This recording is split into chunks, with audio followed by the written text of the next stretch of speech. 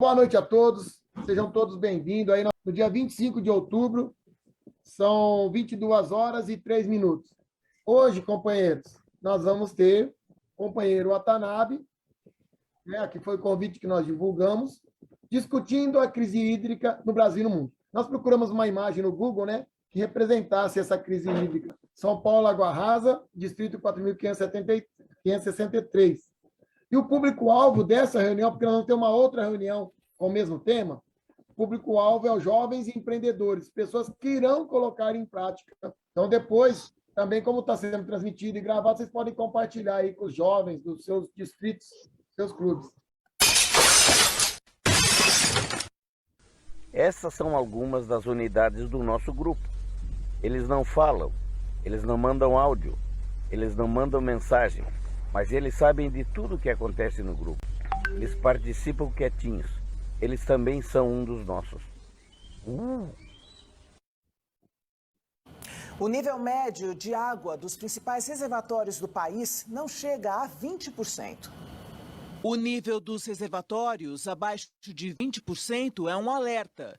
Isso porque o Operador Nacional do Sistema Elétrico recomenda, por segurança, o desligamento das usinas quando este percentual estiver em 10%. A situação é pior nas hidrelétricas das regiões Centro-Oeste e Sudeste, responsáveis por 70% de toda a água armazenada no país. Em Furnas, o nível de água está em 16%. Esta é a pior crise hídrica registrada em 91 anos. Há uma semana, o ministro das Minas e Energia, Bento Albuquerque, fez um pronunciamento. Ele disse que a falta de chuvas é responsável pela seca nos reservatórios e pediu à população para economizar energia. O reajuste na bandeira tarifária da conta de luz vale até abril do ano que vem.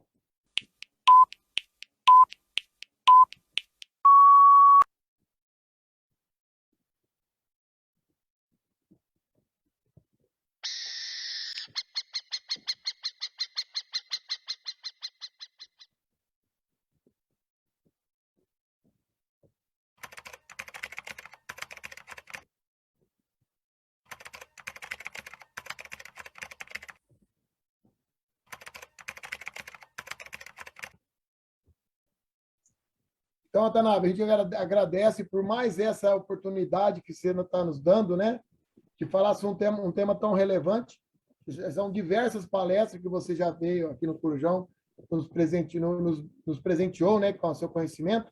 Então, tá mais esse aí, nosso agradecimento pela oportunidade que você está nos dando, tá? Desejamos a todos uma ótima noite de aprendizado e para o nosso companheiro Watanabe, uma ótima palestra, uma ótima apresentação.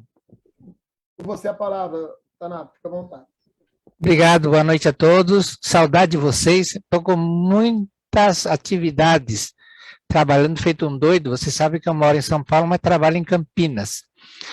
E só essa semana eu tenho 6 palestras sobre energia elétrica. Tá? O negócio está meio complicado, meu tempo. Tenho dormido 3, 4 horas por noite.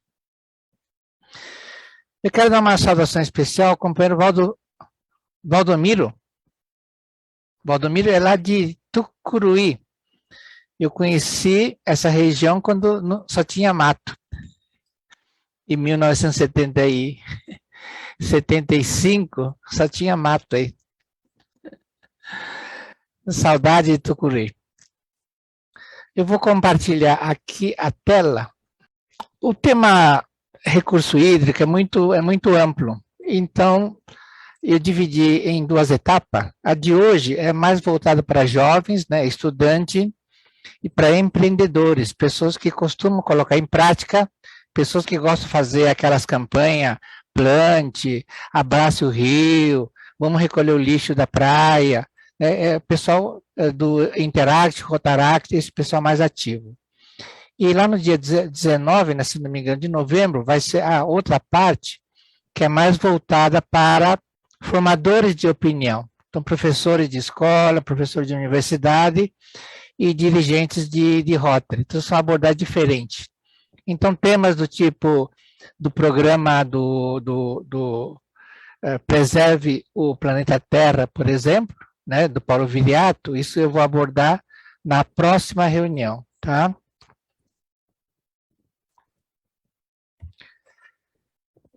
A palestra de hoje tem 130 transparências, eu coloquei tudo no PDF para variar, tem dados interessantes, endereços de sites, então quem tiver interesse pode fotografar esse QR Code e depois baixar o QR Code para consulta. Como todos me conhecem, né, eu trabalhei nas grandes obras de recursos hídricos, né, comecei pelo sistema Cantareira de abastecimento de água, que é um sistema que era o maior sistema de captação, tratamento e distribuição de água do mundo na década de 60. Ele foi projetado na década de 60, quando a Grande São Paulo tinha uma população de 9 milhões de habitantes, e aí nós construímos o maior sistema de captação, são 7 reservatórios, túneis, canais, é um sistema muito bacana, o sistema Cantareira. E ele tem uma capacidade para atender 15 milhões de habitantes, tá? Então, naquela época tinha 9 milhões, fizemos um sistema para aguentar até 15 milhões de habitantes. Só que o governo não construiu mais nenhum, parou por aí. E hoje a Grande São Paulo tem 22 milhões de habitantes tomando água de um sistema que só consegue atender a 15 milhões.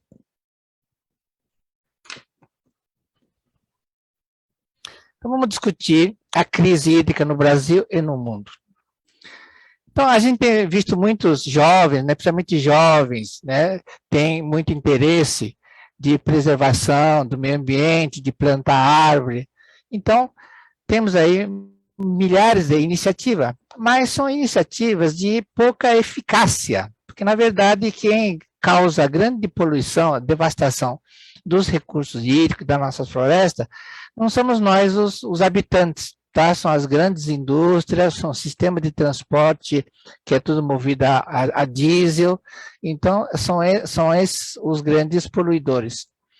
E o nosso planeta anda doente, coitado, nós precisamos dar um remédio para ele. E nós, principalmente os políticos brasileiros, têm um péssimo hábito, né? A gente sabe que toda causa tem um efeito. E o brasileiro é especialista em combater efeito.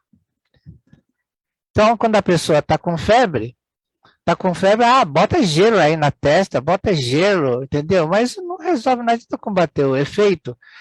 Porque existe uma causa, então se a pessoa está com alguma doença, alguma infecção, o organismo no sistema de defesa vai esquentar, né? Vai produzir calor. Então tem gente que coloca gelo para baixar a temperatura, não é por aí, nós temos que combater a causa. Então todo efeito tem uma causa ou várias causas, e enquanto a gente esse negócio que ele faz. Enquanto a gente não ataca a causa, o efeito continua, tá? Então é importante a gente sempre pensar a esse respeito, né? Não se combate efeito, devemos sempre combater a causa.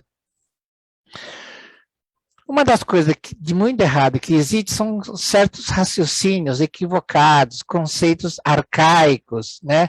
E uma das coisas que se ensina no ensino fundamental é o tal do ciclo hidrológico, né? Então, estão ensinando tudo errado e as crianças ficam com uma imagem muito negativa, muito equivocada sobre o ciclo hidrológico. Então, até hoje, fala-se que o calor do sol esquenta aqui, aí a água evapora, aí o vapor de água vira nuvem, aí a nuvem condensa, vira chuva, aí cai e forma o rio. Aí o calor do sol evapora a água do rio, e isso vira nuvem, tá?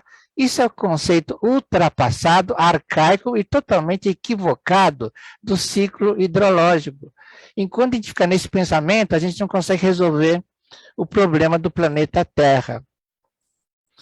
E até as normas brasileiras, né, aí você tem a norma NBR 10.844, que trata das instalações pluviais nos prédios, nas casas, tá? Então, eu como engenheiro, eu sou obrigado a obedecer a essas normas. Acontece o seguinte, que essa norma parte daquele princípio, né? Tem água, a água evapora, vira nuvem, a nuvem condensa e cai. Então, por exemplo, segundo essa norma, na cidade do Rio de Janeiro, tem um bairro chamado Ipanema. Tá vendo? Ipanema tem uma precipitação máxima de 160 milímetros por hora. E no Jardim Botânico é 227 milímetros por hora. Isso é a norma que diz. Então, se o governo do Rio de Janeiro me contratar como engenheiro para fazer um pronto-socorro, uma escola lá no bairro de Ipanema, eu tenho que considerar só 160 milímetros de chuva. Agora, se for no Jardim Botânico, chove mais. Então, eu tenho que considerar 227 milímetros por hora. Então, e ainda diz, a norma diz no item 5, tá? Tomam-se como base dados pluviométricos locais. Eu sou obrigado a respeitar a intensidade pluviométrica daquele bairro. Então, o que acontece? Vocês estão vendo uma fotografia aérea do bairro de Ipanema. Está vendo? Só tem prédio. Não tem água lá, não tem árvore, então não tem evaporação, não tem lagoa, não tem rio, então não tem evaporação. Então, se não tem evaporação, chove menos. Então, basta considerar uma chuva de 160 milímetros por hora. Ridículo. Ao passo que lá no Jardim Botânico é cheio de árvore, então tem muita evaporação, tem muitas nuvens, e onde tem muita nuvem chove bastante. Os dois estão errados, né? Porque hoje no Rio de Janeiro nós temos chuva de 300 milímetros por hora de intensidade pluviométrica, então esses números 227, 160 não servem para nada. Então em todo o Brasil, onde se constrói um hospital, uma escola, uma ponte, um viaduto, uma estrada, onde uma obra pública, o engenheiro é obrigado a obedecer essas normas. Então, a escola é inaugurada, na primeira chuva cai o telhado. Aí eu tenho vários exemplos, aí também é Berberibe, tá vendo? 19 crianças ficaram feridas. Daí é um hospital em Duque de Caxias, tá vendo? Inauguraram o hospital, né? E na primeira chuva chovia mais dentro do que fora, né? Porque a calha que recolhe a água do telhado é uma calha pequenininha, porque não, basta 200 mililitros só, a norma diz que é só 200 mililitros. Agora, eu sei que cai 300, então se eu colocar uma calha grandona para caber os 300 mililitros, vamos falar que eu, como engenheiro, estou fazendo um superfaturamento, querendo ganhar dinheiro.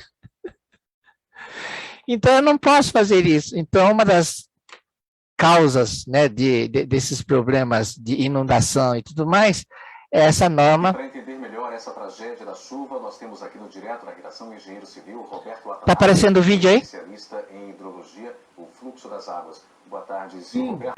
Na região serrana do Rio de Janeiro, além da grande quantidade de chuvas, o relevo e a vegetação da região, a própria geografia da região, acabou contribuindo para essa tragédia, não, Roberto? Na verdade, não, porque esse relevo, essa geografia é que torna aquela região atrativa. Por que eu quero morar lá? Por que eu vou morar em Teresópolis? Por que eu vou morar em Nova Friburgo? Justamente por causa dessa geografia, dessa topografia. A beleza natural do lugar? Exatamente. Da mesma forma que a chuva. Os políticos estão acusando a chuva, mas a chuva não é um elemento que a gente possa controlar. Na verdade, alguém tem que ter culpa nesse momento, né? Exatamente. Agora, se a gente quer buscar um culpado, o culpado existe. Então, ali, o que aconteceu lá em Nova Friburgo, em Teresópolis, é a omissão do poder público, né? O poder público tem a obrigação de fazer a drenagem urbana. Então, essa obrigação da prefeitura está até prevista na lei orgânica do município. Então, se existe uma ocupação ali, se tem gente morando, o governo tem que propiciar a condição de acesso ao local, tem que ter uma via, tem que ter uma rua pública, tem que ter essa rua tem que ser pavimentada, tem que ter iluminação, né, tem que ter água, tem que ter esgoto e tem que ter drenagem urbana. Então, não é um problema sem solução. Tem solução. E é fácil a solução. Ainda agora, mesmo com o morro assim destruído, pedras, rochas que caíram, muita lama, há condição de se tornar esse morro seguro futuramente? Claro, para isso aqui tem a engenharia e nós temos um conhecimento, né, uma experiência, né, ele chama de expertise, muito grande. Nós temos uma quantidade grande de geotécnicos, tá, que é aquele profissional que entende de geologia e entende de engenharia. Então, nós vamos construir muros de arrimos, muros de contenção, rede de drenagem, cortina drenante, né, tubos de drenagem. Então, é só você colocar a drenagem urbana naquela região que nunca mais vai acontecer. Mesmo com essas inclinações que nós vemos aí presentes na região serrana do Rio de Janeiro, é possível, então, tornar um local seguro? Claro, para isso é que tem a engenharia. Nós temos locais com talos muito mais íngremes do que aquele, e estão de pé bonitinho aí. Com toda essa chuva não aconteceu nada. Então não é o fato de ser mais íngreme ou menos íngreme que te dá a sinistralidade do local. É a falta de infraestrutura urbana. O senhor falou há pouco, só um minuto, senhor Lidiane, o senhor falou há pouco, só para concluir, sobre a lei orgânica do município. A lei orgânica do município regularia as construções, o tipo de construção e a localização dessas construções numa área como essa? Não, a lei orgânica do município, ele estabelece quais são as obrigações da prefeitura, tá? Então você quer criar um município, para quê? Então tem uma lei orgânica que diz, olha, então você tem que cuidar da educação, né, da saúde e da drenagem urbana. E do saneamento básico você tem que cuidar. Então essa é a obrigação da prefeitura. Um dos princípios básicos, realmente, para garantir uma sobrevivência segura para a população. Exatamente. Então vamos supor que lá em Nova Friburgo, a prefeitura que já tivesse feito aquela urbanização, não tivesse ninguém morando lá, só tivesse só as ruas em aberto. Como ela não fez a drenagem, aconteceria a mesma coisa. Então aqueles muros iriam desbarrancar tudo, né? E como não tem ninguém morando, não teria desastre, catástrofe nenhuma. Então, tendo a drenagem, aí não acontece esses deslizamentos. E por que isso não acontece? Bom, o senhor acredita que isso não aconteceu ainda? Por quê? É um investimento muito alto para tornar essa região segura, assim, essa ou outras ainda que representem risco à população? Sim, é a mesma coisa do saneamento, né? Tem gente morrendo aí, né? Porque não tem saneamento básico, doenças, né? Certas doenças ridículas, né? Nós continuamos tendo. Então, parece que os políticos não gostam de investir em saneamento, drenagem, porque são obras enterradas. Aquela obra que não aparece para o eleitor. Aí não aparece para o eleitor, entendeu? Então eles preferem fazer construir um hospital, por exemplo, mesmo que deixe ele sem inaugurar. Porque no cenário é mais visível. É mais visível, então politicamente a gente mais vota. Então, saneamento básico, né, esgoto e drenagem urbana, isso é empurrado com a barriga. E os valores para se implantar essa drenagem urbana que o senhor falou na cidade? Porque ainda que o morro fosse seguro, enfim, a quantidade de água que caiu foi muito grande na região serrana do Rio de Janeiro. Como aumentar a vazão dessa água na região? Aí nós temos um problema básico, fundamental, que refere-se à norma. Eu trouxe aqui um exemplar da norma. É a norma brasileira que fala sobre chuva. E essa norma traz aqui o nome de um monte de cidade. Né? Então, por exemplo, Teresópolis, aqui diz que é 176 milímetros por hora. Só que essa norma foi elaborada na década de 40. Naquela 1940, época... ainda são as mesmas leis, as mesmas regras que vigoram até hoje. Isso. Então, naquela época, nós não tínhamos todas essas mudanças climáticas que estão acontecendo. Então, hoje chove a mesma quantidade. Então, naquela época chovia 10 litros, hoje chove 10 litros. Só que naquela época, esses 10 litros choviam ao longo de um dia inteiro. Hoje não, esses 10 litros caem de uma vez só. Mas hoje nós temos um sistema, podemos dizer, até aceitável de previsão do tempo. Temos computadores, temos sinais de satélite, imagens de satélite. Por que não se atualiza dados como esse? Não, os dados nós temos... de boa vontade, porque isso é 1940, como o senhor falou. Quem é responsável por essas regras? Isso aqui quem emite essa norma é a Associação Brasileira de Normas Técnicas. A ABNT. Isso. Então não importa se é Alagoas, se é em Manaus, eu como engenheiro sou obrigado a seguir essa norma. E aqui diz que basta eu prever uma chuva de 176 que eu estou garantido. Mas se eu fizer agora, na reforma ali de Nova Friburgo, for contratado e fizer uma galeria, vai ser uma galeria desse tamanho. Choveu 300 milímetros e não 176. Aqui, por exemplo, diz, a Volta Redonda é 265.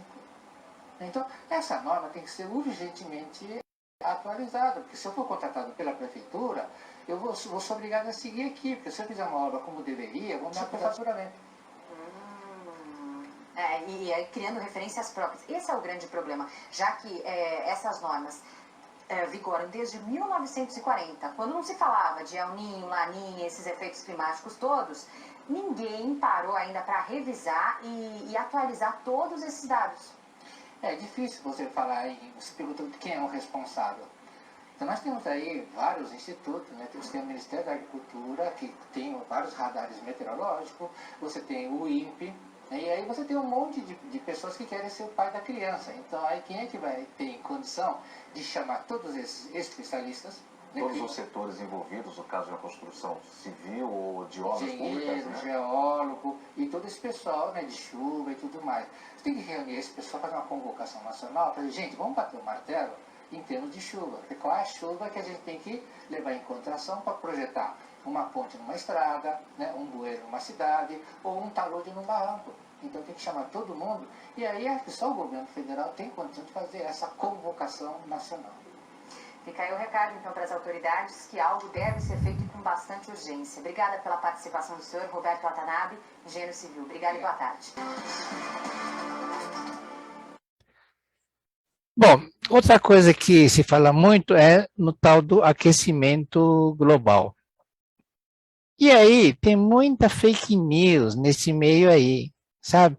Então, quando se fala em aquecimento global, todo mundo fala que vai derreter as camadas de gelo que tem nos polos, tá? E derretendo esse gelo aí, o nível da água dos mares vai subir. Então, cidades como Santos, Rio de Janeiro, cidades que ficam próximo de praia, vai sumir tudo. Mas isso é uma visão muito errada, né? Porque o aquecimento global não acontece somente nos polos, né? O aquecimento global acontece principalmente na região equatorial, né? São mares como Flórida, né? Essa região equatorial é que vai esquentar bastante. E quando esquenta, sobe muito vapor de água dos mares. E aí o que acontece? A Terra perde água na forma de vapor para o cosmos. O que aconteceu em Marte foi exatamente isso. Marte era um planeta cheio d'água, tinha floresta e tudo mais. Aí aconteceu um aquecimento, foi esquentando, e a água foi tudo evaporando, evaporou toda a água. Hoje não tem água em Marte por causa disso, perdeu toda a água. Então, esse aquecimento global, na verdade, diminui o nível de água dos mares, não aumenta, diminui, porque a água evapora e vai embora da Terra. Isso ninguém fala, né? Então é um assunto muito controverso e tem várias interpretações sobre esse assunto, né? Então, ao entrar nessa discussão do aquecimento global, nós temos que tomar cuidado. Outra coisa é o seguinte, descobriram os aquíferos, que antigamente a água era só aquilo que você via, água do lago, água do rio, água do oceano. E eles não sabiam que embaixo da terra tinha água. Então, descobriram o aquífero. Então, quando fala assim, olha, o sistema Cantareira, que abastece a Grande São Paulo, e está somente com 29,87% de água. Eles estão olhando só aquela água empoçada naquela represa, só aquela água, né? 29% de água. Mas não é essa a água do Cantareira. A água do Cantareira não é essa que vocês estão enxergando, né? Tá vendo? Não é essa água aqui da superfície da água. É essa água aqui, ó, que fica debaixo da montanha. Essa que é a quantidade de água reservada no Cantareiro. Então, vocês estão vendo aí uma tabelinha, né, que de toda a água doce que existe no mundo, 70% ela está congelada. Água doce, hein?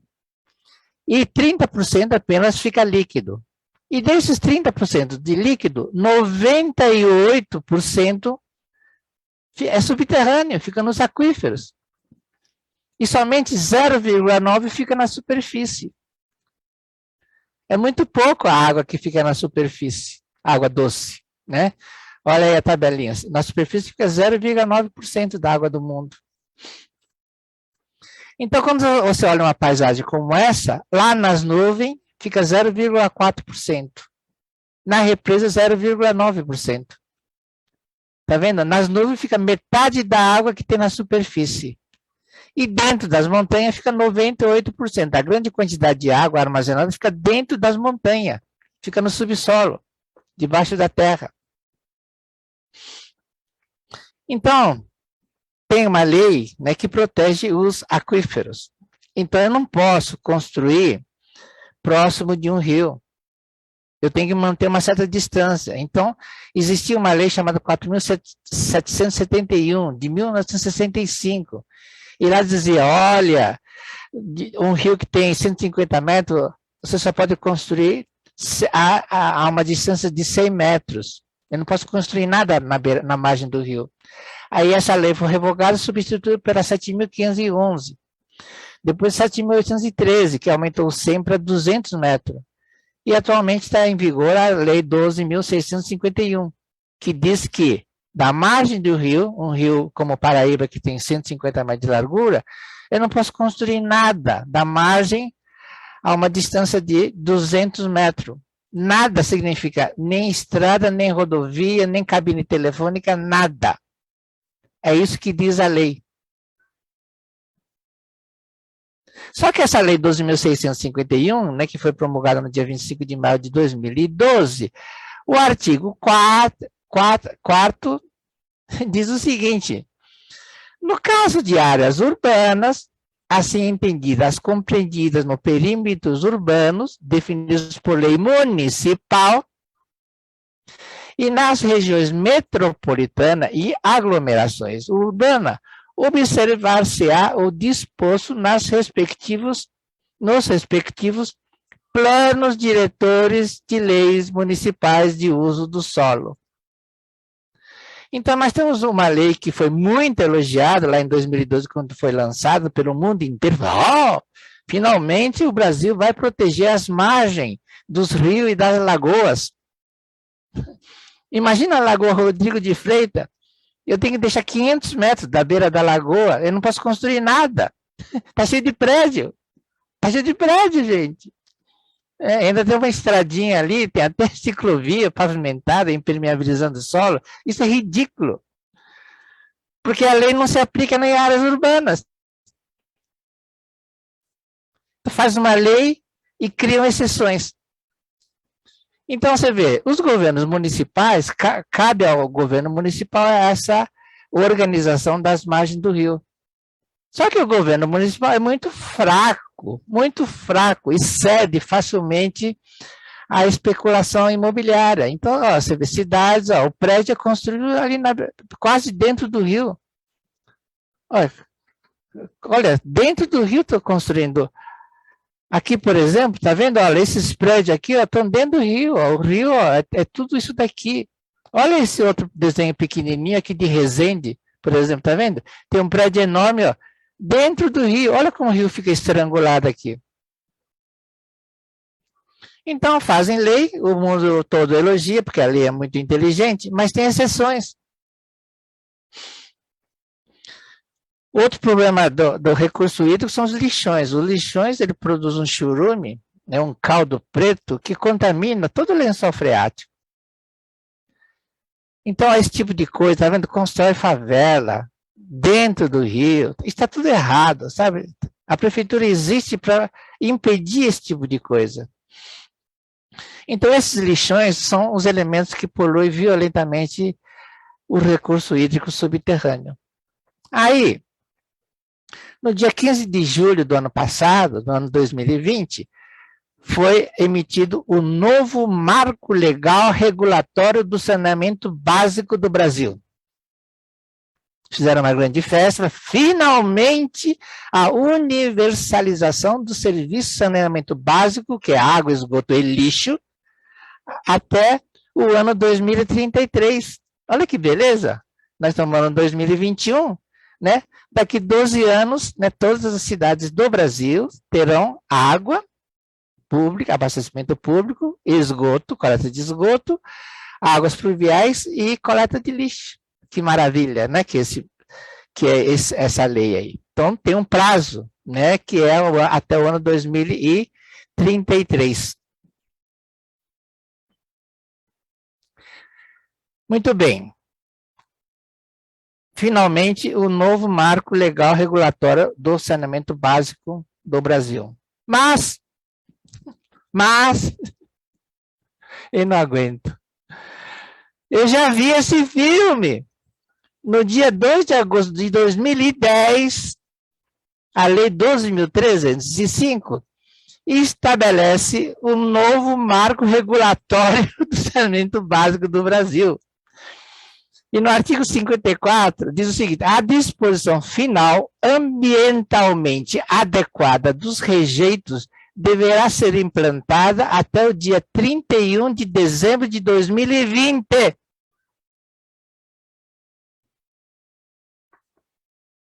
Então, no começo do ano 2020, o ano passado, andaram levantando aí quais são as prefeituras, né, que conseguiram acabar com os lixões.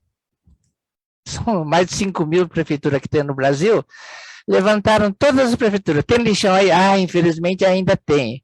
E eliminaram o lixão aí na sua cidade? Não, infelizmente não deu, porque não sei o quê, não sei o quê.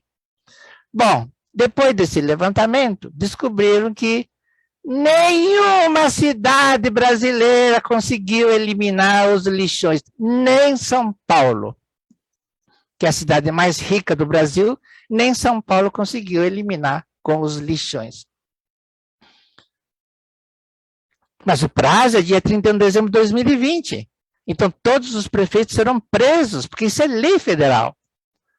Bom, então vamos fazer o seguinte, não dá tempo de acabar com os lixões em um ano só. Bom, então vamos fazer outra lei. E aí fizemos uma outra lei, né, dizendo que é o prazo agora é do ano 2033. Vocês sabem o que vai acontecer, né, lá em 2033, né? Nem preciso dizer, né? Nós vamos chegar à triste conclusão que nenhuma das 5.000 cidades brasileiras conseguiu eliminar os lixões. Não precisa ser Nostradamus para entender que isso que vai acontecer. Mas por que as coisas não funcionam no Brasil? Por que não funciona no Brasil? Porque em outros países, né, você viu o Thames, eles conseguiram limpar, o Rio Sena conseguiram limpar, estava tão poluído quanto o Rio Tietê aqui. Por que lá funciona e aqui no Brasil as coisas não funcionam no Brasil? É que o recurso hídrico, as águas têm muitas mães protetoras. A água é um recurso natural que tem muitas mães, e são todas muito protetoras. A primeira é o Ministério do Meio Ambiente. O Ministério do Meio Ambiente, as secretarias, nós temos uma Secretaria de Recursos Hídricos, que deveria haver alguma coisa. Ainda no âmbito do Ministério do Meio Ambiente, os conselhos, nós temos o Conselho Nacional do Meio Ambiente. Nós temos o Conselho Nacional de Recursos Hídricos. E tem as autarquias ainda no Ministério do Meio Ambiente, tem as autarquias. Tem o IBAMA, famoso IBAMA, Instituto Brasileiro do Meio Ambiente e dos Recursos Naturais Renováveis. E tem uma outra chamada Agência Nacional das Águas, é a dona das águas no Brasil. Isso no Ministério do Meio Ambiente. E no Ministério da Energia, você tem a Secretaria de Energia Elétrica. Né? E como 80% da energia elétrica produzida no Brasil é de origem hidráulica, então eles também mandam nas águas do Brasil. Não só o Ministério do Meio Ambiente, mas também o Ministério de Minas e Energia. Aí tem a Agência Nacional de Energia Elétrica. Tem as Centrais Elétricas Brasileiras. Ainda tem o Ministério do Interior, com o Departamento Nacional de Obras contra a Seca. Você tem o Ministério do Transporte, que tem a Portobras, que regula toda a navegação nos rios brasileiros. Você tem o Ministério da Agricultura, principalmente aí no Vale do São Francisco, né? Essa transposição que fizeram para levar água para o Nordeste, tudo isso é Ministério da Agricultura. E ainda tem o Ministério da Pesca também dando palpite aí, porque diz que dá para criar peixe nos rios. Fora os comitês regionais, né? Cada cidade tem, é o comitê da bacia do Piracicaba, é o comitê da bacia do... e assim por diante. O que tem de comitê, né? E nesse comitê qualquer um pode participar. Eu tenho um monte de regras, né? Tá vendo? O mais ridículo é isso, né? Eu quero pegar água do abastecimento, eu tenho que colocar um abrigozinho para colocar um hidrômetro. Né? Então, o que eu consumo vai ficar registrado no hidrômetro. Ora, o Brasil poderia ter um padrão único de hidrômetro, um padrão único de abrigo de hidrômetro. Cada concessionária tem o seu próprio padrão. E o padrão de um não serve no padrão de outro. Gente, daí é a coisa mais ridícula que tem é isso. Então, quem causa toda essa confusão são as coligações partidárias, né? A pior coisa que o Brasil inventou são essas coligações partidárias. Então, quando você pega um ministério qualquer, né, olha, a secretaria tal, você tem que dar para o PMDB. O PMDB é a coligação, entendeu? Ajudou. Não, o PTB também ajudou, o PT também, e assim por diante. Todo mundo quer cargo. Quem ajudou a eleger o prefeito, quem ajudou a eleger o governador do estado, quem elegeu... Em São Paulo são 50 mil pessoas ganham cargo quando muda o prefeito. Tá? Não é só o prefeito e os 20 secretários. São 50 mil pessoas que ganham cargo, ou é na companhia de engenheiro de tráfego, ou é no Anhembi, ou é não sei aonde. Gente, essa coligação é uma desgraça. Então, nós temos que acabar com isso, sabe? Essas coligações só servem para isso. Nós, povo, é que estamos sofrendo com isso.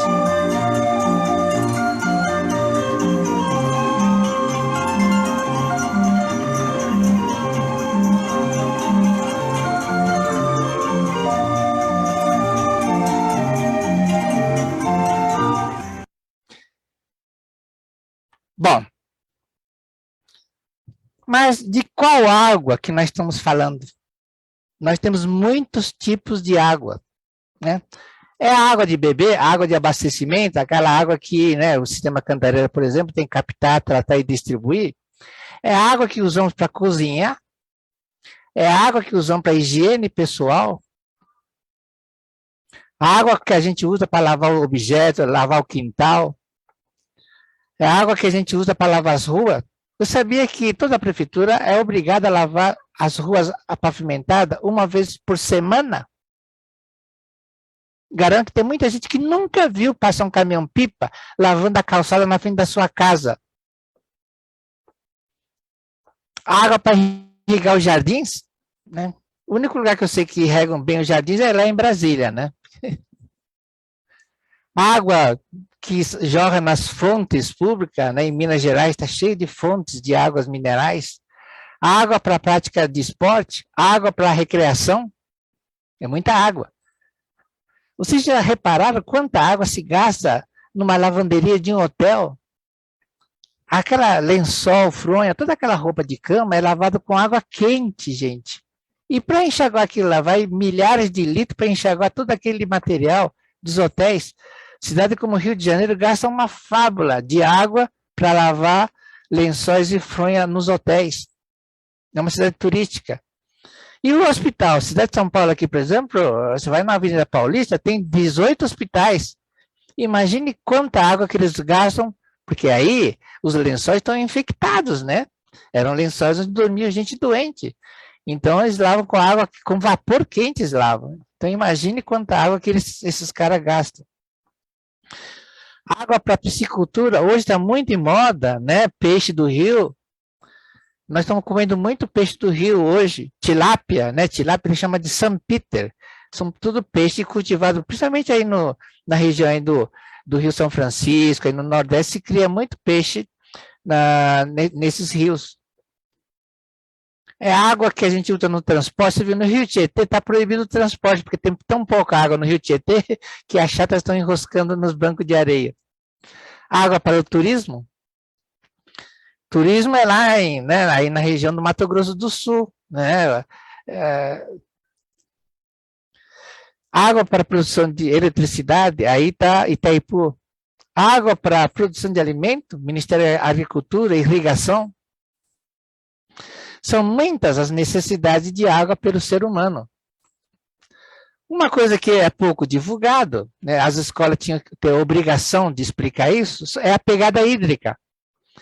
Então a pessoa fala, hoje eu comprei uma calça jeans e coisa e tal, né? Só que essa calça jeans, até chegar a ser calça, né, desde o algodão que foi molhado ali, irrigado, né, e depois foi colhido, foi lavado, foi na fiação, transformou em cotonifício e virou calça, etc., gastou 1.900 litros de água. Uma camiseta. Olha, vamos fazer a campanha aqui da saúde, do Rotary, vamos distribuir 200 camisetas? Vamos distribuir, estampar, né, aí, polio, polio, que beleza. E vamos distribuir 200 camisetas. Uma camiseta de algodão gasta 2.700 litros de água. Então, a campanha que vocês fizeram aí da Polio Plus, onde distribuíram 200 camisetas, vocês gastaram 540 mil litros de água. Né? Hoje está calor, vamos tomar um chopp? Vamos. Um copinho tem 200 ml de chopp. Só que, para produzir esses 200 ml de chopp, foram gastos 75 litros de água, porque a cevada teve que ser lavada, teve que ser fermentada, entendeu? Então, um copinho de chopp gastou 75 litros de água, quase um barril de água. Aí ela falou, hoje eu fui lá em Copacabana, comprei um sapatinho novo aqui, coisa e tal. Então, um par de sapato gastou 8.000 litros de água. De manhã, fomos na padaria, compramos um pãozinho. Um único pãozinho de 50 gramas, gastou 80 litros. Né? É a água que teve que ser usada para irrigar o trigo, lá na fazenda, né? E assim por diante. Uma maçã, 700 litros de água, e um sanduíche. O pessoal fala, vamos fazer o Mac Dias feliz, né? Mac Dia feliz e coisa e tal. Um sanduíche gasta 2.400 litros de água.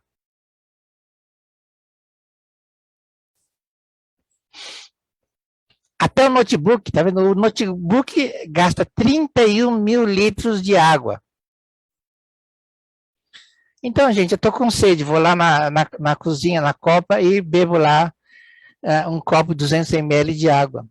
Agora, eu comprei um computador, gastei 31.500 litros de água. Então, essa pegada hídrica tinha que ensinar no ensino fundamental, gente. Economizar água é por aí, não é parar de beber, parar de tomar banho. Essa água aí que a gente... Se a gente não tomasse nenhuma água em casa, nem cozinhasse, nem tomasse banho, não chega nem a 10% o consumo domiciliar, o consumo residencial de água numa cidade não chega nem a 10%, gente.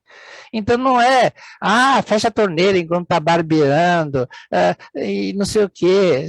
Essa economia é ridícula, essa economia não serve para nada. Porque mesmo que você não tomasse nenhuma água, não tomasse banho, não tomasse água, não cozinhasse nada em casa, a economia não chega a 10%.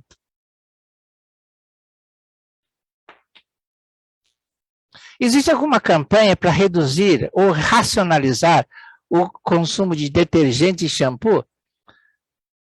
Cada dia lançam, é um shampoo para o corpo, é um shampoo para a cabeça, é um shampoo para a perna, é shampoo para cachorro, é detergente para lavar louça, é para isso. Todo dia estão lançando um produto novo. São milhares de produtos, nenhum deles é biodegradável. E a gente compra, entendeu? E é isso que vai, né? Existe algum selo de garantia, existe alguma entidade como o IPT, né? Fala, não, essa marca aqui de detergente eu testei, é biodegradável, esse daí não vai poluir o rio, esse não vai poluir, é biodegradável. Existe algum selo? Não! E os rótulos são obrigados a dizer se é biodegradável? Não! Então, enquanto isso, lá em Pirapora do Bom Jesus, de vez em quando, quando chove forte, eu vou até Pirapora, que fica aqui perto de casa, porque é um belo espetáculo. Você vê o Rio Tietê cheio daquela espuminha branquinha. Mesmo de noite, olha que beleza, é um espetáculo lindo de morrer. Olha, aí o vento vai levando, sabe? O vento leva a espuma, invade casa, sabe? Invade jardim. É um espetáculo. Eu que não moro em Bom Jesus, em Pirapora do Bom Jesus, acho lindo aquele espetáculo. Isso é detergente. É o detergente para lavar louça, é o shampoo que a gente usa no cabelo, né? As mocinhas, na hora de lavar o cabelo, enchem a mão, né? Pega aquele tubo de shampoo, enche a mão e coloca lá uma quantidade enorme e faz muita espuma.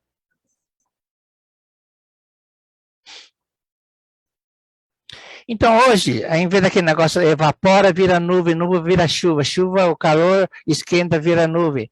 Isso está mudando. Hoje, o clima é globalizado, se estuda no mundo inteiro esse fenômeno. Então, aqueles velhos conceitos, né, do ciclo hidrológico, né, aquilo lá, essas normas que eu já mencionei, e tem que jogar tudo fora. Isso daí não vale mais nada, gente. Então, um meteorologista inglês chamado George Hadley, ele descobriu um fenômeno, né, onde no Equador, porque incide mais calor do Sol no Equador, existe uma evaporação muito grande. Evapora muita água.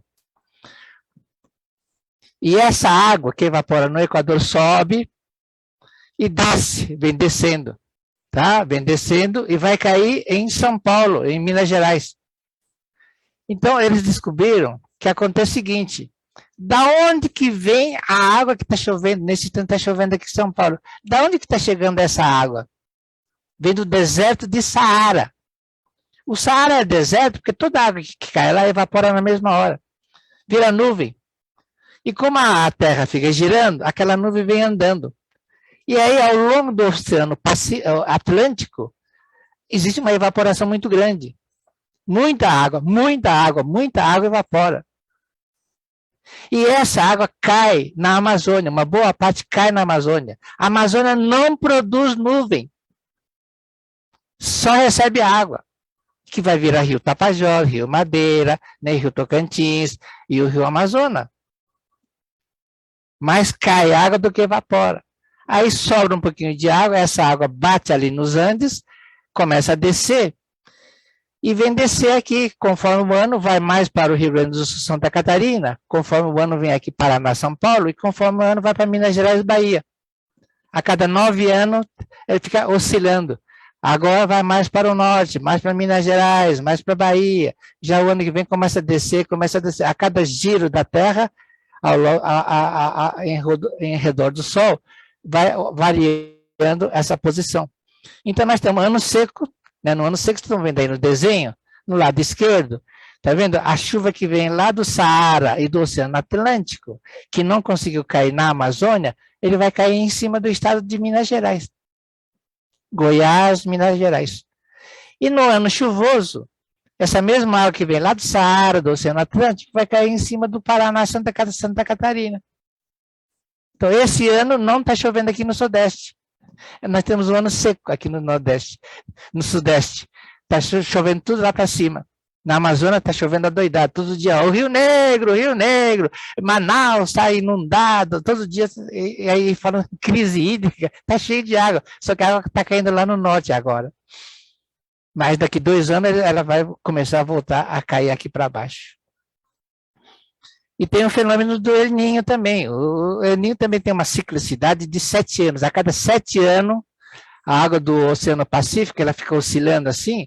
Então, a cada 7 anos, ela vem aqui para as Américas, traz aquela água gelada, né? E traz muito nutriente, camarões. Então, a pesca lá no Chile é muito bacana nessa fase. Aí a água fria vai embora, né, vira água quente, não tem camarão, e a pesca lá no Chile cai bastante. Lá no Chile, no Peru, lá na terra da Suzy, a pesca diminui por causa desse fenômeno do El Niño e El Laninha. Gente, água tem bastante, tá? Pode ficar tranquilo. Aí tem um mapinha, né, mostrando, você vê, do lado à esquerda, embaixo, você tem o Rio Amazonas, 219 mil metros cúbicos por segundo. O Congo, o Yangtze, onde fica aquela usina de 3 gargantas, tem 31.900. Né? O Rio Orinoco, lá na Venezuela, Colômbia, 30 mil metros cúbicos por segundo. E dos brasileiros, né, o Amazonas é o maior, 219, mas o Solimões tem 103, o Madeira 31 mil, o Negro 28.400. O Tocantins, que eu ajudei a construir a usina de Tucuruí, 15.432. Isso é vazão média. Né? Lá em Tucuruí, a vazão máxima é 110 mil metros cúbicos por segundo. Então, aí você tem a quantidade, né, de água que cai aqui nessa região. Então, lembre-se que 97% da água do mundo é salgada, estão nos mares. De toda a água doce, né, 70% da água doce fica congelado na geleira nos polos, Polo Norte e Polo Sul. E líquida são apenas 30%. Na atmosfera fica 0,4%, na superfície fica 0,9% e subterrânea 98% de água fica nos aquíferos. Água doce, hein? É só furar e beber, não precisa nem tratar. Quando vocês forem lá em Foz do Iguaçu, nas cataratas de Iguaçu, lembre o seguinte, aqui embaixo tem muita água, mas metade dessa água está lá em cima, 0,4, aqui é 0,9.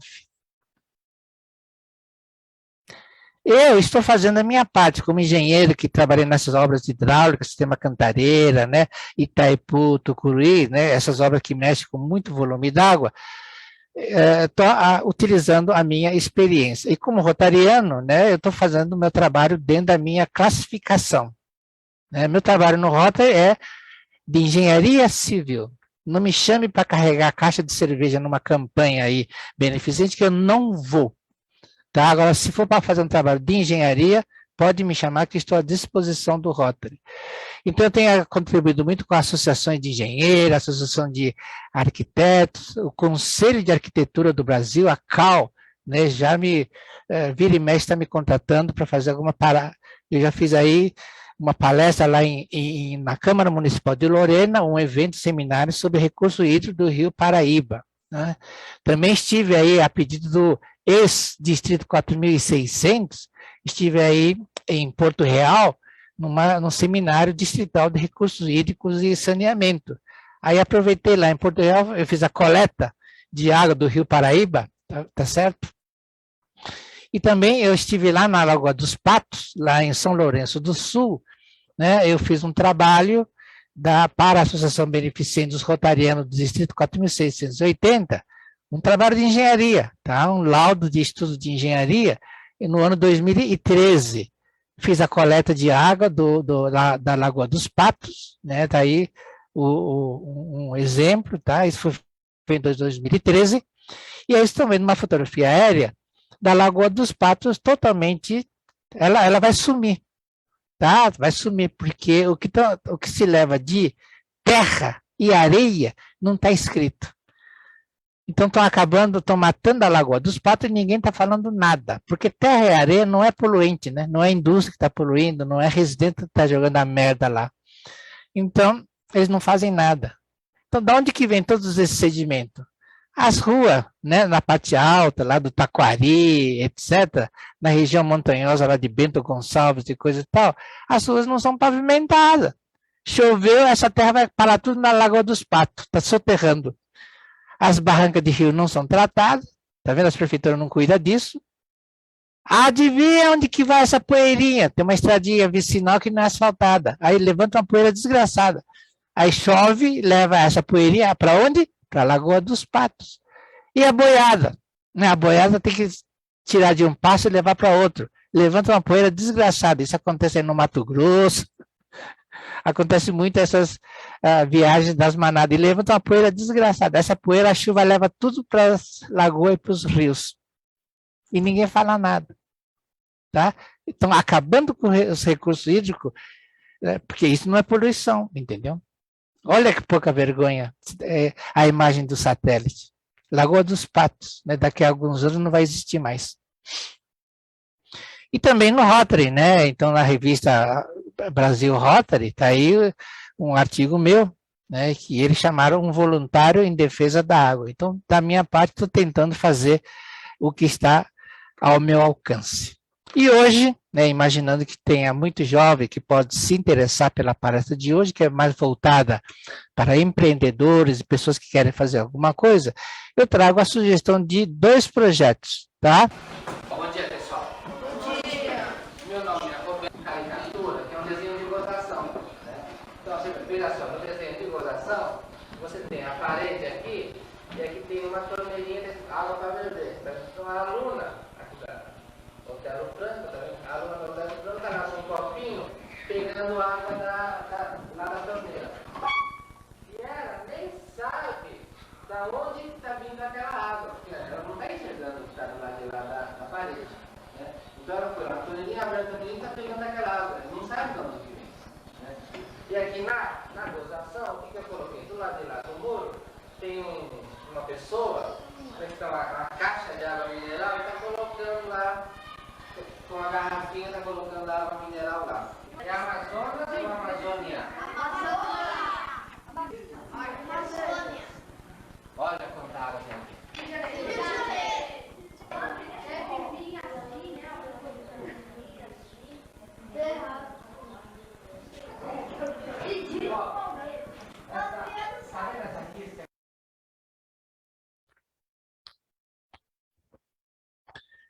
Então, quando eu era mais jovem, né, tinha pique para isso, eu fiz centenas de palestras, né, no 5º ano do ensino fundamental, é onde eles aprendem um pouco de geografia e um pouco do ciclo hidrológico.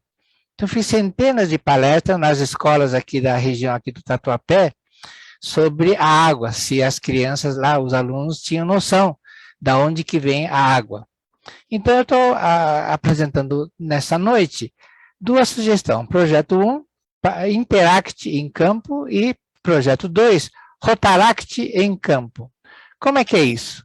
No projeto 1, Interact em campo, nós vamos propor que os rotarianos, né, que os clubes levem interactianos e estudantes do 5º ano do ensino fundamental, então tem que visitar uma escola, para visitar uma estação de tratamento de água.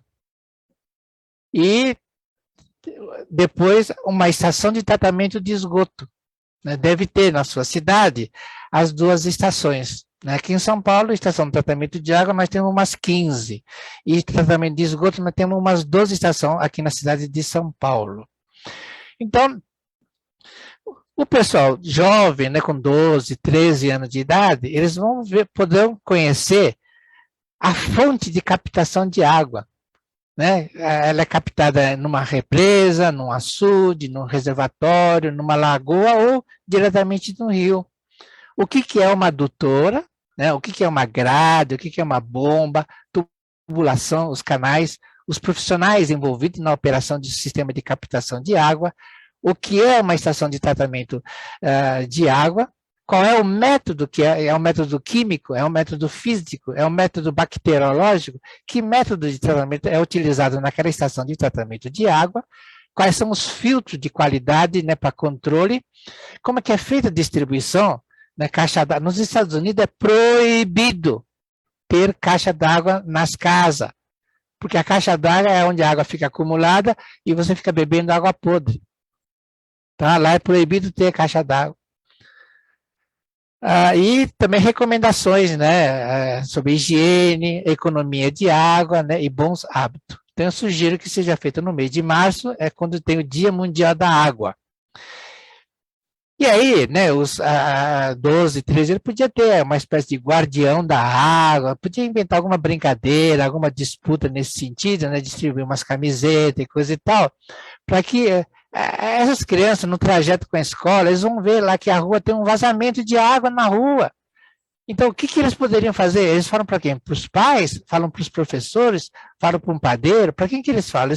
Eles poderão ser guardiões da água e denunciar qualquer vazamento de água que tenha no meio da rua, né? Nessa época que está faltando água, tem gente lavando calçada com mangueira, usa mangueira como se fosse a vassoura. Isso dá multa de R$500 aqui na cidade de São Paulo. E a outra, ainda dentro do Interact, é uma visita a uma estação de tratamento de esgoto, né? O que é a rede coletora de esgoto, né? O que a gente pode jogar na rede de esgoto? Água de chuva pode jogar na rede de esgoto? Não, não pode. Água da pia da cozinha pode sim, mas no quintal tem um ralo. Esse ralo, a água vai para o esgoto? Não, não pode. Águas pluviais, né? Então, explicar esse tipo de coisa, quais são as bombas, né, os filtros que tem numa estação de tratamento, né, e o que é feito, o dispersor final do líquido ou do efluente sólido, né, na estação de tratamento de campo. Então, nesse caso, como envolve crianças pequenas, 12, 13, 15 anos de idade, o deslocamento pode ser feito pelos próprios pais, Os pais participam, tem que ir junto, né? E após a visita, o projeto é encerrado num alegre companheirismo, né? Numa churrascaria, né? Numa lanchonete ou num sítio, tá? E aí vai ter palestras sobre Interact, essas coisas muito interessantes para esses jovens. Já o projeto 2 é para o Rotaract. Então, é organizado pelos rotaractianos, tá? Em parceria com uma escola. Então, eles vão numa escola e combinam com eles igual visita a uma estação de tratamento de água e uma estação de tratamento de esgoto, mais ou menos no mesmo esquema que é feito pelo Interact. Só que lá no Interact são os pais que participam, e aqui no Rotaract são os rotaractianos que organizam. Então fica aí a sugestão. Eu já fiz muito desses tipos de visita na estação de tratamento. Quem quiser alguma ideia, alguma dica de como é os detalhes, pode conversar comigo. Tá? Então aqui é o mesmo esquema, vai conhecer o que é uma grade, uma bomba, um filtro, né? E na estação de tratamento de esgoto é a mesma coisa. Então eu sugiro que seja feito no Dia do Meio Ambiente, que é em junho. Então eu tenho uma em maio, uma em março, outra em junho. Pense a esse respeito. E aí, esse também, com o Rotaractiano, termina numa churrascaria, ou numa lanchonete, né? Ou num sítio. E aí vai ser exibido vídeos, né, sobre como é bom ser rotaractiano e coisa e tal. Então isso ajuda a trazer mais rotaractianos para o Rotaract. Então é isso, gente. Nós aqui, Corujões, entramos para aprender e saímos para servir. Então, se a gente não servir, e não é servir simplesmente, né, servir como se fosse um garçom, tô aqui a comidinha, tô aqui a cesta básica, não é só isso, tá? O nosso servir tem um sentido mais profundo, né? Nós temos que transformar vidas, tá? Não adianta dar cesta básica, se você der cesta básica hoje, amanhã você vai ter que dar de novo, mês que vem de novo, ano que vem de novo, não tem fim esse negócio, tá? Então, não sejam superficiais assim, né? Vamos servir para transformar vidas. Então é isso aí, muito obrigado. Está aí o QR Code novamente, basta fotografar e vocês têm todas as transparências no formato PDF, vocês podem baixar. Obrigado pela atenção. Parabéns, companheira Tanabe. Muito obrigado aí pela sua apresentação. E fantástica a sua ideia aí dos projetos, né? Já pronto, né? Para os clubes que quiserem, né? Rotaract, Interact, maravilhoso, tá? O que você falou é muito interessante. Eu tive a oportunidade de visitar uma captação de água e o tratamento de água na cidade de Franca. Nós fomos no Rio Canoas, onde faz a captação. Aí nós fomos onde a água chega e onde que é tratada. E também nós tivemos a oportunidade em Franca de visitar uma estação de tratamento de esgoto. Franca, se não me engano, é 100% coletado o esgoto em Franca, cidade de Franca. Uma das pioneiras. E nós visitamos a estação de tratamento de esgoto, que é muito bonito o trabalho que é feito lá. Era uma cidade, né, Franca era uma cidade que produzia muito dejeto, porque é a cidade do calçado, né? Então, o curtume gasta uma quantidade de água violenta para curtir todo aquele couro. Então, o volume, tinha mais de 400 indústrias, né, de calçado lá em Franca. Então, eles cuidaram, né, de tratar todo o esgoto, eles estão bem avançados nesse aspecto. Não, no distrito industrial, eles têm uma estação de tratamento de esgoto só dos curtumes lá. Que é realmente, você falou, né, o problema sério, né, dos curtumes. E Ribeirão Preto também, eu visitei a Ambiente, que é tratamento de água, tratamento de esgoto. Né, muito legal também, né, o funcionamento dela. Mas vamos lá. A gente vai fazer, pessoal, a estatística, a entrega do certificado e vamos para as perguntas aí, para a interação de todos. Tá? Boa noite, companheiros. Nós tivemos aqui na sala hoje 4 governadores presentes. João Evangelista Pereira, 2018-2019, distrito 4.510. Wilson Norobu Yamashiro, 2016-2017, distrito 4.510. Aguinaldo Pereira de Assis Costa, 2017-2018, distrito 4.760. José Moacir Trindade Almanso, 2020-2021, distrito 4.780. Temos aqui 12 estados aqui representados. Nós temos aqui representados 27 cidades aqui representadas. Aqui 18 distritos. E como nós acertamos o formulário, agora aparece aqui, né? Ó. Nós temos distrito de Portugal, México, Venezuela, Peru e Estados Unidos. Nós temos 29 Rotary Clubes aqui representados. E nós temos, interessante, nós temos 4 E-clubes aqui, ó. Clube de Minas, Distrito 1970, Houston e Latinoamérica. Aqui nós temos 4 governadores assistentes, o Geraldo Bertolucci de Lavras, a Érica Roriz de Engenheiro Paulo de Fronten, Mira Beckman, Rio de Janeiro, 2 Irmãos, José Luiz Creutz, Campo Grande, Alvorada. A Nadege está na sala, Érica? A Nadege, que é de Taubaté, também governador assistente de Taubaté. Presidentes, nós temos 7 presidentes. Essiuma, de Uruguaiana, Santana Velha, a Gisele Endringer, Rio de Janeiro, 2 Irmãos, o Edson Oliveira, Uberlândia, Cidade Industrial, a Selene Curtis, Concepé, Moacir Pérez, Penápolis, a Zélia Jacobina, de Xique-Xique, e nós temos a Gisele Castro, de Santarém, Vitória Régia. Então, tá aí, pessoal, essa planilha dos cargos que vocês preencheram, né? E a planilha que vocês preencheram. A gente agradece a todos que colaboraram com a realização dessa estatística. Então, nosso companheiro Watanabe está recebendo hoje, né, Watanabe, mais um plano de fundo de Corujão, o nosso plano de fundo de Corujão honorário, né? Então tá aí, Watanabe. Corujão honorário, Roberto Massaro Watanabe, palestrante do dia 25/10 de 2021.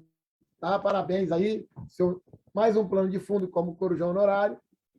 E agora nós vamos fazer a entrega do certificado. Watanabe, então, Watanabe, em nome de todos os corujões, vamos entregar esse diploma por 2 sentidos. Primeiro, pela palestra. Segundo, pelo dia do Engenheiro Civil, onde meus amigos todos comemoram. Certificado. O Rotary Clube de Pontal, em conjunto com a turma do Corujão, confere a Roberto Massaro Watanabe, Rotary Clube de São Paulo, Água Rasa, Distrito 4563. O presente certificado em agradecimento pela brilhante palestra com o tema Discutindo a crise hídrica no Brasil e no mundo, proferida nessa data na turma do Corujão via plataforma Zoom Meeting. Internet, 25 de outubro de 2021. Assinado o presidente Gilton Nogueira de Almeida e o secretário Nelson Alves de Oliveira. A todos uma salva de palmas para o nosso grande companheiro Corujão. Parabéns em dose dupla, hein? Dose dupla. Pelo seu dia aí, ó, dia do Engenheiro Civil.